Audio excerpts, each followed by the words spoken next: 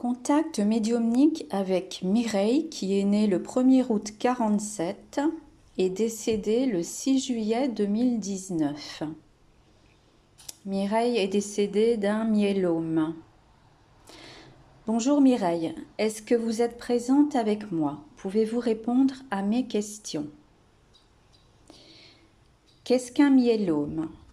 Alors, c'est une maladie rare et peu connue qui touche la moelle osseuse. On l'appelle aussi la maladie de Kähler. Pourquoi avez-vous eu ce type de cancer, Mireille? Bonjour madame, je suis partie de ce cancer pour des raisons inconnues.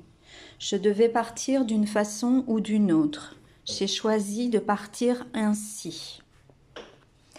Alors, j'ai regardé la symbolique de ce type de cancer. Il est indiqué qu'il est probable que la personne ait vécu un choc émotionnel qui l'a amené à ressentir un profond sentiment de dévalorisation. Cette personne se sent en échec, démolie. Dans la symbolique, ce sont des maladies qui sont intimement liées à mon besoin d'amour. J'ai peut-être de la tristesse ou de la rancœur. Cette maladie représente notre capacité d'évolution. Notre moelle peut être affectée si nous laissons envahir par autrui ou que nous pensons que nous ne valons rien. Nous avons été dévalorisés et nous sentons incapables de nous défendre face aux irrespects que l'on nous inflige.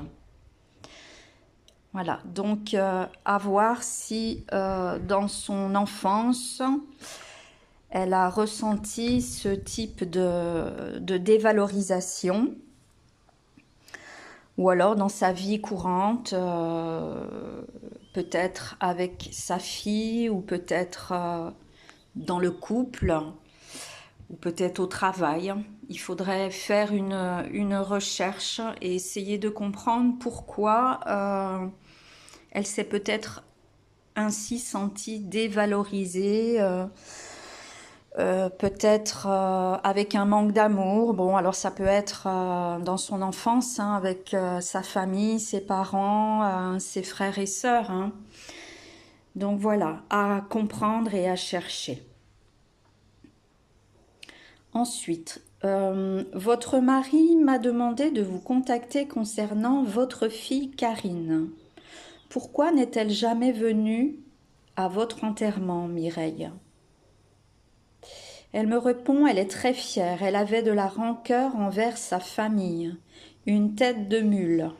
Elle a préféré couper les ponts, s'isoler et ne jamais revenir.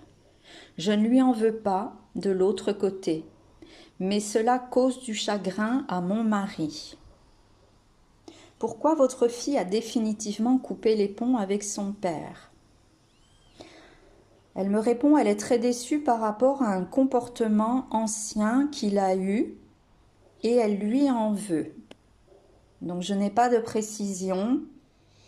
Est-ce qu'elle s'est sentie blessée pendant son enfance ou pas suffisamment aimée? Je ne sais pas. C'est une interrogation que je me pose personnellement. Quelquefois, on peut en vouloir à nos parents pour quelque chose et en fait, chacun de notre côté, on ne ressent pas les mêmes choses de la même façon et on peut avoir blessé quelqu'un. Mais bon, voilà, à voir avec elle si vous arrivez à renouer avec elle et essayer de vous expliquer pour en savoir plus.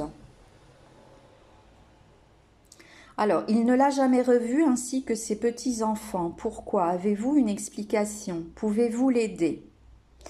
Je ne peux pas l'aider, je ne peux rien faire, mais je crois que c'est peine perdue.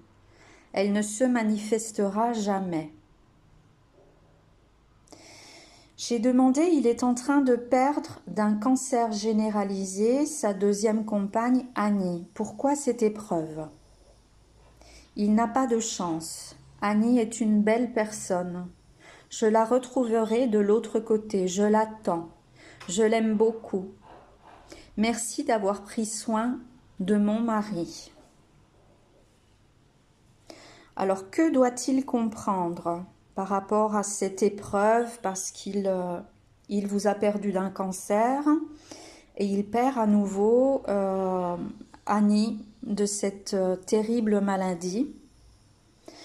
Alors, elle répond, il doit vivre cette épreuve encore une fois. Cela lui permet d'être généreux et Dieu lui a donné pour mission de s'occuper de femmes malades pour l'aider à développer son amour et son attachement. A-t-il des sentiments pour Annie?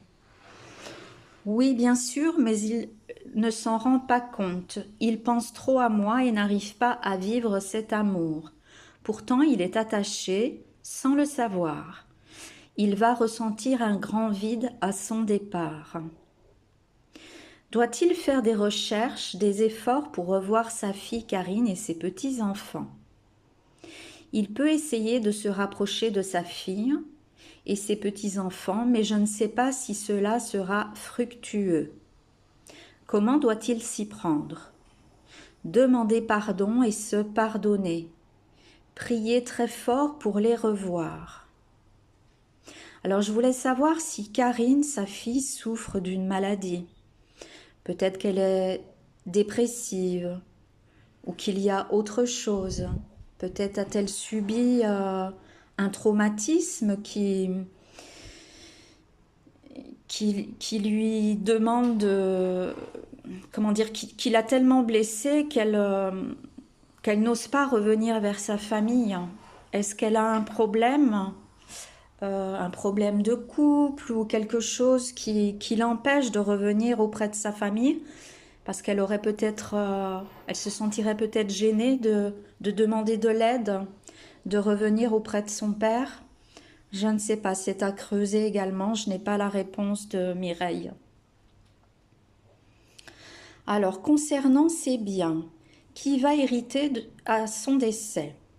Alors, elle me répond sa fille et petits-enfants, mais il peut faire le nécessaire pour que ses petits-enfants héritent d'une part plus importante. Ah oui, par rapport à ma question, souffre-t-elle d'une maladie? Elle me dit, elle n'est pas toujours très bien et elle n'ose pas l'avouer, ne veut pas parler de ses échecs. Concernant l'héritage, doit-il voir un notaire? Oui, c'est une très bonne idée. Peut-il léguer sa fortune, ses biens à ses petits-enfants? Oui, bien sûr, selon la loi. Quel dernier conseil vous pouvez donner à votre époux? Je l'aime, mon cher et tendre. Un jour, nous serons réunis. Je serai accompagnée par Annie pour l'accueillir. Nous serons ses anges gardiens. Qu'il se rassure, il est fort, tout se passera bien. Mais qu'il tente de revoir sa famille proche pour ne pas se sentir seul. Je crois qu'il a des frères. Il faudrait peut-être qu'il se rapproche, même s'ils sont loin, qu'il se rapproche de sa famille. Rien n'est perdu. Est-ce que vous lui faites des signes? Oui, mais il ne les voit pas. Je lui parle à l'oreille. Ne m'entend-il pas quand je le rassure, quand il est dans le doute et la peur? Est-ce que vous avez une chanson à lui communiquer? Alors, elle m'a répondu « Je t'aime, tu vois » de Daniel Guichard. Alors, je pense que c'est une chanson qui est destinée à Annie. Alors, je vais vous la mettre à la fin de l'audio et vous l'écouterez bien attentivement, c'est très important. Alors, est-ce qu'elle a un dernier message? Alors, elle demande à son mari, je te demande de dire à Annie que tu l'aimes tendrement. Elle en a besoin. Je ne suis plus là. Tu dois honorer cet amour, même s'il n'est pas aussi puissant que l'amour que tu m'as donné. Dis-lui avant qu'elle parte, je t'implore. Merci beaucoup. Alors, je remercie Mireille pour ce contact. Merci pour ses réponses. Merci beaucoup Mireille. Je vous laisse repartir.